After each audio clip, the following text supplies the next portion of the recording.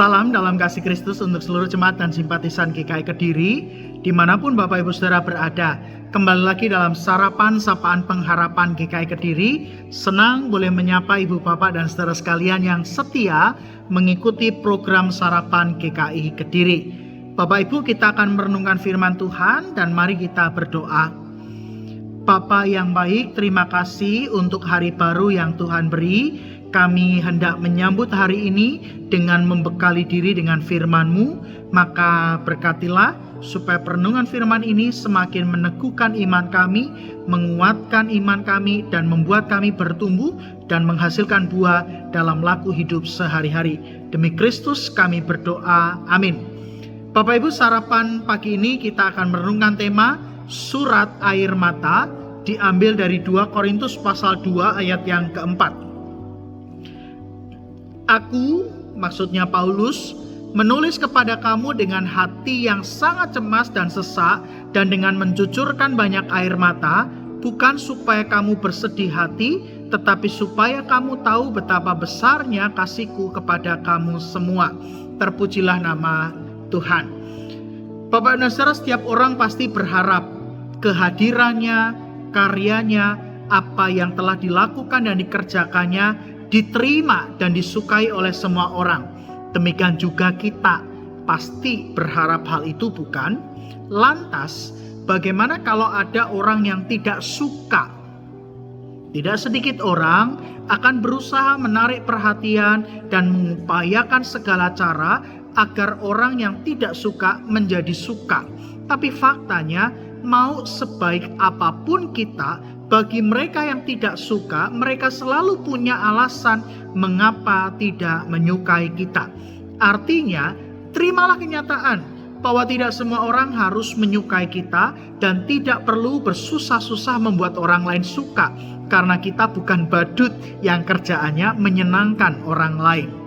Paulus pun mengalami situasi yang sama.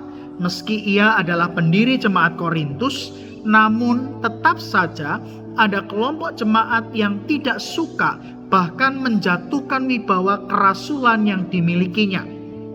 Itulah mengapa beberapa bagian di dalam surat 2 Korintus disebut sebagai surat air mata, karena berisi pembelaan, tapi juga curahan hati Paulus yang merasakan kesedihan di tengah situasi tegang antara dirinya dan jemaat Korintus. Yang menarik, dalam bacaan kita disebutkan bahwa surat air mata ditulis Paulus bukan untuk membuat jemaat bersedih, melainkan untuk mengetahui betapa besar kasihnya kepada jemaat Korintus. Kasih itu membuat Paulus tetap berkarya meski mengalami penolakan. Kasih membuat Paulus tetap mengerjakan bagiannya meski ada orang yang tidak menyukai. Kasih membuat Paulus tetap mengasihi jemaat meski hatinya terluka karena mendapat perlakuan jahat. Kasih itulah yang semestinya dimiliki oleh setiap kita juga dalam karya maupun setiap peran yang kita miliki. Saudaraku, meski terasa menyakitkan ketika ada orang yang tidak menghargai karya kita, meski terasa menyesakkan ketika ada orang yang sengaja menjatuhkan kita, meski ada tanda tanya mengapa ada orang yang tidak menyukai kita, namun kita tetap harus mengerjakan bagian kita, memainkan peran kita secara baik dan optimal, serta terus menyatakan kasih kita melalui segala sesuatu yang kita lakukan. Ingatlah bahwa di balik orang yang tidak suka dengan kita, masih ada orang-orang yang menerima kehadiran dan menghargai karya kita. Amin. Mari kita bersama berdoa.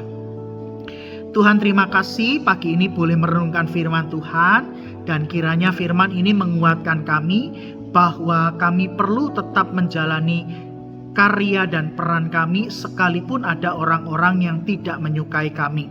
Tapi biarlah Tuhan terus menguatkan kami, memakai kami, sehingga peran dan kehadiran kami menjadi perantara dari kasih Tuhan.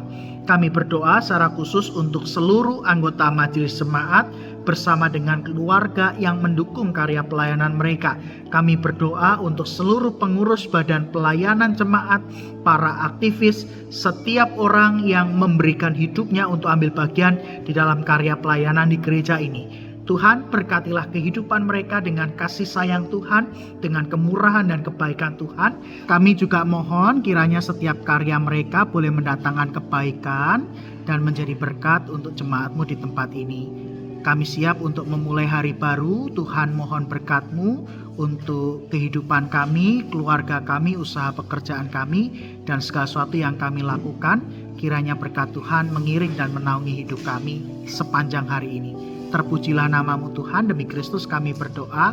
Amin.